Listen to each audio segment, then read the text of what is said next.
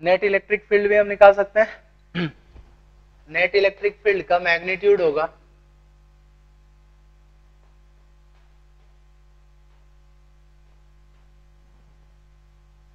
Root of E R square plus E theta square, ठीक है ना। देखो क्या होगा, 4 cos square theta plus sine square theta, so 1 plus 3 cos square theta. ये रिजल्टेंट इलेक्ट्रिक फील्ड होगा किसी भी पॉइंट, ठीक। और इसकी डायरेक्शन समझना,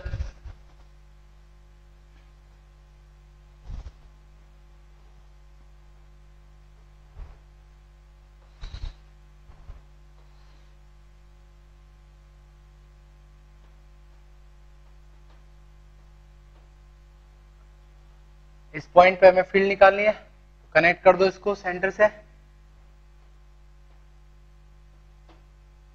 यहाँ पे इलेक्ट्रिक फील्ड की डायरेक्शन हमें डिफाइन करनी है। तो देखो इलेक्ट्रिक फील्ड के दो कंपोनेंट है, एक रेडियल कंपोनेंट होगा यहाँ पे जो इस तरफ है, राइट, और एक है टेंजेंशियल कंपोनेंट, दोनों बना लेंगे, ठीक। ये हो गया ई आर और ये है ई थीटा। तो रिजल्टेंट लेने के लिए वेक्टर सम कर दो दोनों का, इस डायरेक्शन में होगा रिजल्टेंट ई, ठीक है। एक्सिस के साथ जो एंगल बनाएगा वो एंगल निकाला जा सकता है,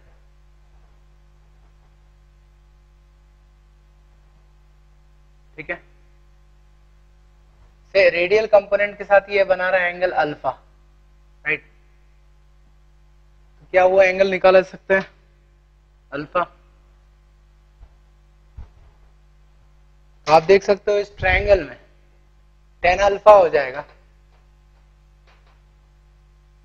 E theta by E R, right. E theta और ई आर का रेशियो लो, ठीक है। तो ये हो जाएगा हाफ tan थीटा।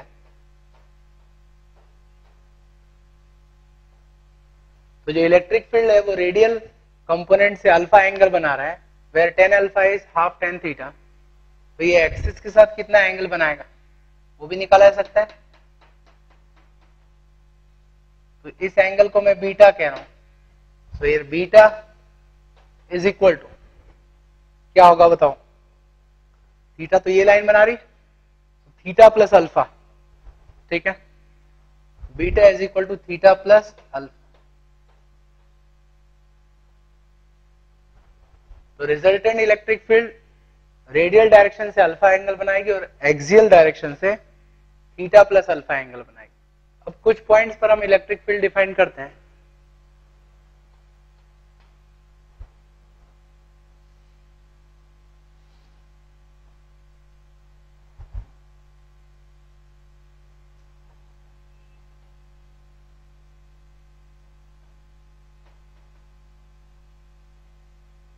तो एक्सिस पर ही मिड पॉइंट से, राइट, आर डिस्टेंस पर एक पॉइंट ले रहे हैं। इस पॉइंट पर इलेक्ट्रिक फील्ड कितना होगा और किस डायरेक्शन में होगा वो निकालना, राइट। ये है पॉइंट पी। थीटा बताओ कितना होगा इसके लिए। तो रेडियल डायरेक्शन यही होगी, रेडियल डायरेक्शन मतलब पॉइंट को सेंटर से जोड़ने वाली लाइन, और एक्सिस भी यही है, मतलब यहां पर थीटा हो जाएगा 0, ठीक है ना। तो एक्सिस पर फील्ड निकाल रहे हैं, electric field on axis, theta 0 degree. तो ई थीटा साइन थीटा पर डिपेंड करता है, तो वो 0 हो जाएगा ई थीटा, और ई आर हो जाएगा 2p cos थीटा 1 हो जाएगा by R cube. E theta 0 हुआ तो net electric field radial component के बराबर ही होगा, ठीक है। तो नेट इलेक्ट्रिक फील्ड की डायरेक्शन रेडियल डायरेक्शन में ही होगी, तो ये होगी रेडियल डायरेक्शन। समझ गए? तो r डिस्टेंस पर एक्सिस पर जो इलेक्ट्रिक फील्ड होगा वो 2p/4πε0r³ के बराबर होगा, ठीक। और डायरेक्शन होगी इसकी एक्सियल। ऐसे ही अब हम निकालेंगे electric field on equatorial line.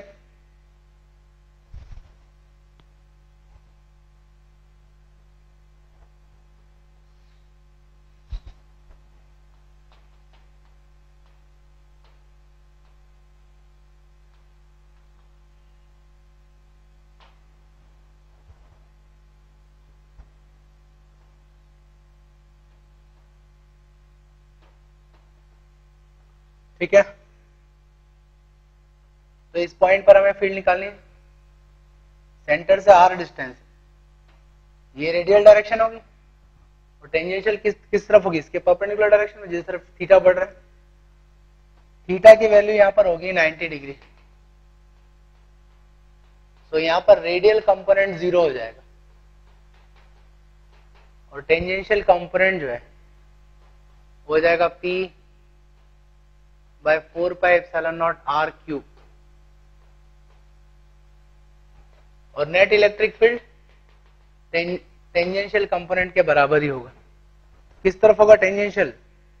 Theta है, आर को कांस्टेंट रखते थीटा बढ़ाओ, इस तरफ बढ़ेगा। ये होगी इलेक्ट्रिक फील्ड की डायरेक्शन, ठीक है।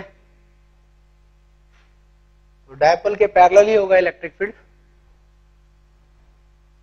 अब एक बात समझो, एक्सिस पर और डायपोल, एक्सिस पर और इक्वेटर पर सेम डिस्टेंस पर अगर पॉइंट्स लोगे तो एक्सिस पर इलेक्ट्रिक फील्ड डबल आ रहा है to the electric field on equator. Same distance पर एक्सिस पर इलेक्ट्रिक फील्ड डबल होगा in comparison to electric field at equatorial line.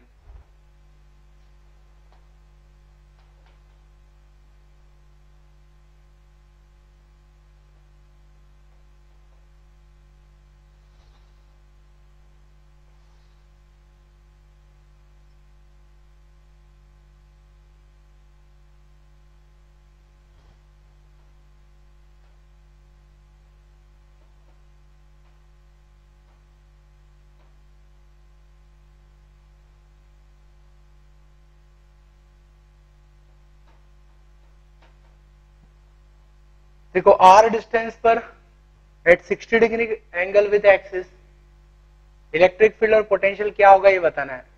Dipole का चार्ज दिया है दोनों पे, -q और +q, और सेपरेशन है d।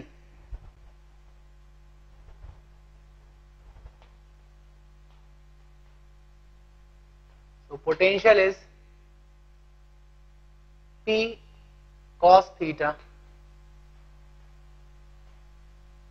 by 4πε0r³। 60 degree angle, cos 60 is half,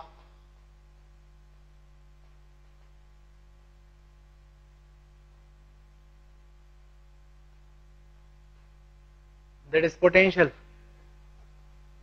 electric field की बात करें कंपोनेंट वाइज, ई थीटा क्या होगा? p sin theta, sin 60 is √3/2।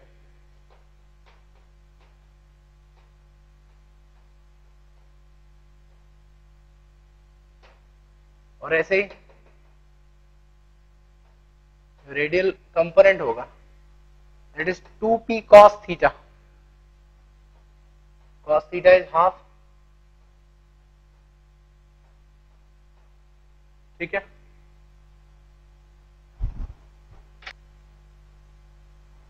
तो नेट इलेक्ट्रिक फील्ड देखें, ये रेडियल कंपोनेंट होगा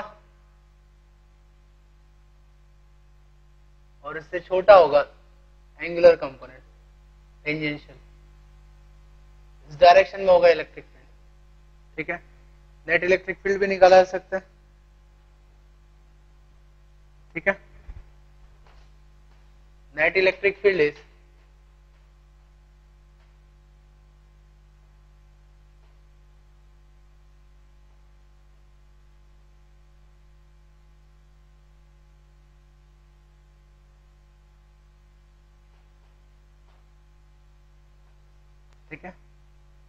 that is net electric field.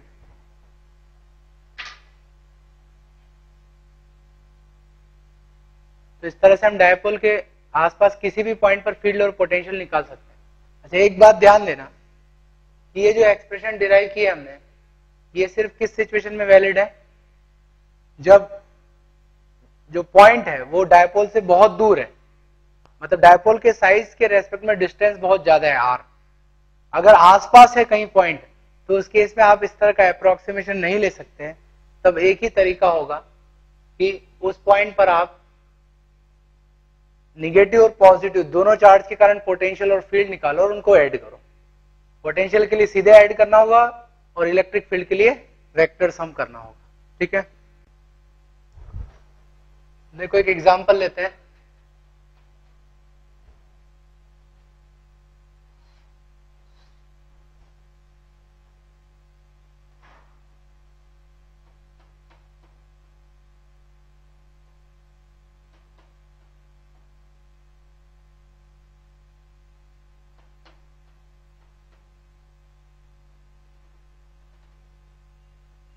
ये 3 चार्ज का सिस्टम है, एक लाइन पर है +2q और -q d डिस्टेंस पर, और उसके परपेंडिकुलर 2d डिस्टेंस पर है -q चार्ज, राइट। इस सिस्टम का डायपोल मोमेंट बताना है और उसकी डायरेक्शन बताना है क्या होगी। Find out dipole moment of given system. Dipole कैसे निकाल लेंगे, या तो 3 चार्ज है, डायपोल तो 2 चार्ज से बनता है, राइट। बट आप समझो कि जो +2q है इसको मैं 2 पार्ट में डिवाइड कर सकता हूं, ठीक है, each having charge +q, right. 2 charge हो गए +q और +q। एक +q इस -q के साथ डायपोल बनाएगा और दूसरा इस -q के साथ डायपोल बनाएगा, मतलब यहां पर 2 डायपोल हो गए, राइट। इसके बीच की सेपरेशन 2d, इधर d। इस डायपोल को मैं 1 कह रहा हूं और ये है डायपोल 2, राइट। जो डायपोल 1 है इसके डायपोल मोमेंट की डायरेक्शन इस तरफ होगी और इसका मैग्नीट्यूड कितना हुआ डायपोल का, q इंटू 2d। और जो सेकंड डायपोल है इसकी डायरेक्शन होगी माइनस से प्लस, मतलब इस तरफ,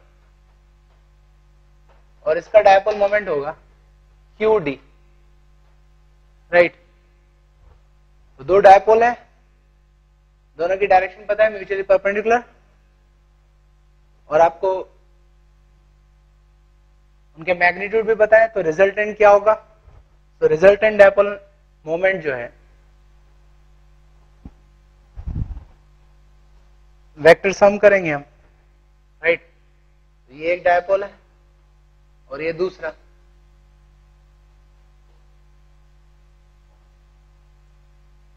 तो रिजल्टेंट डायपोल मोमेंट की डायरेक्शन इधर होगी और उसका मैग्नीट्यूड होगा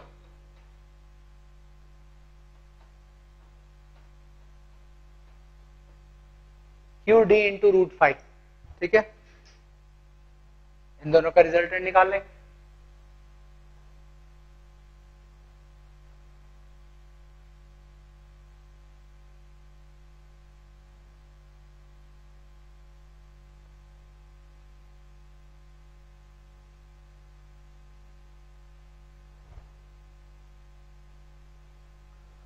तो अगर सीधे डायपोल नहीं दिख रहा है तो आप इस तरह से एनालाइज कर सकते हो और डायपोल मोमेंट निकाल सकते हो।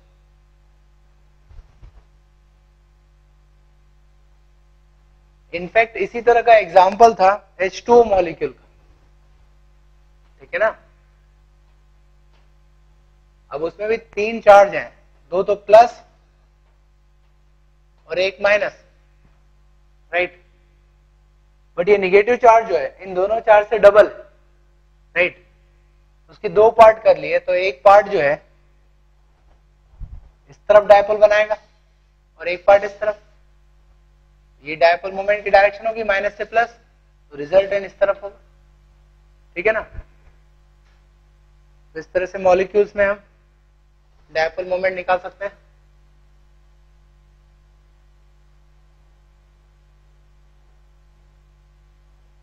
इसके आगे बढ़ते हैं।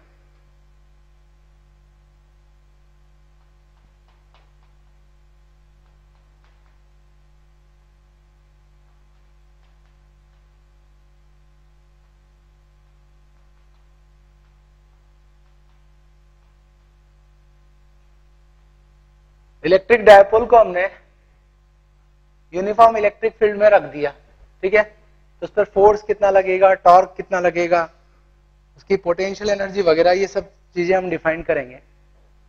देखो ये यूनिफॉर्म इलेक्ट्रिक फील्ड है E, और ये डायपोल है, ठीक, minus Q plus Q and separation D, ठीक।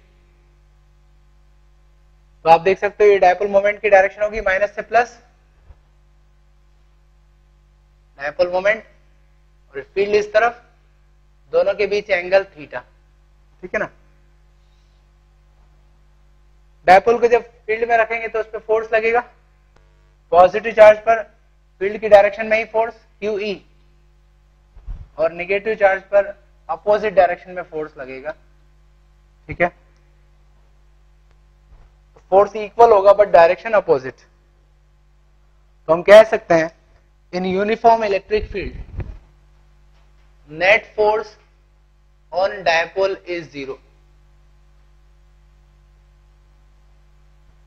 In uniform electric field net force on dipole is 0, ठीक है। डायपोल पर नेट फोर्स 0 है। अब देखते हैं इस पर टॉर्क भी 0 है क्या। तो देखो हम क्या करते हैं, डायपोल की एक्सिस मैं सेंटर ऑफ मास पर ले रहा हूं, मतलब मिड पॉइंट पर, राइट, जो कि इस प्लेन के परपेंडिकुलर है, राइट। और इस एक्सिस के अबाउट ये फोर्स कितना टॉर्क निकालेंगे, लगाएंगे, वो निकालना है। सीधी सी बात है, दोनों फोर्स इस डायपोल को क्लॉकवाइज डायरेक्शन में घुमा रहे हैं, दोनों के टॉर्क जुड़ेंगे, मतलब नेट टॉर्क यहां पे 0 नहीं होगा। टॉर्क कैसे निकालें, तो फोर्स इनटू परपेंडिकुलर डिस्टेंस, ये फोर्स है, इसका लाइन ऑफ एक्शन बनाओ, एक्सिस से इसकी परपेंडिकुलर डिस्टेंस निकाल लो, राइट। कितना होगा देखो, हाफ लेंथ जो है इसकी है D/2, ये एंगल थीटा, ये जो है इसको मैं x कह रहा हूं, राइट। x हो जाएगा D/2 साइन थीटा, राइट। ऐसे ही इसकी परपेंडिकुलर डिस्टेंस भी x आएगी बिकॉज ऑफ सिमेट्री। तो जिस पर नेट टॉर्क होगा वो होगा फोर्स इनटू परपेंडिकुलर डिस्टेंस, दूसरे के लिए भी इतना ही, तो 2 से मल्टीप्लाई कर दो, तो टॉर्क आ जाएगा QD E sine theta. QD को मैं लिख सकता हूं P, टॉर्क क्या आ गया, PE साइन थीटा। टॉर्क एक वेक्टर क्वांटिटी है, ठीक है। आप देखो P इस तरफ है, E इस तरफ है, P cross E clockwise direction में होगा और उसी डायरेक्शन में ये घूम रहा है, दैट मीन्स टॉर्क को मुझे लिखना चाहिए P क्रॉस E,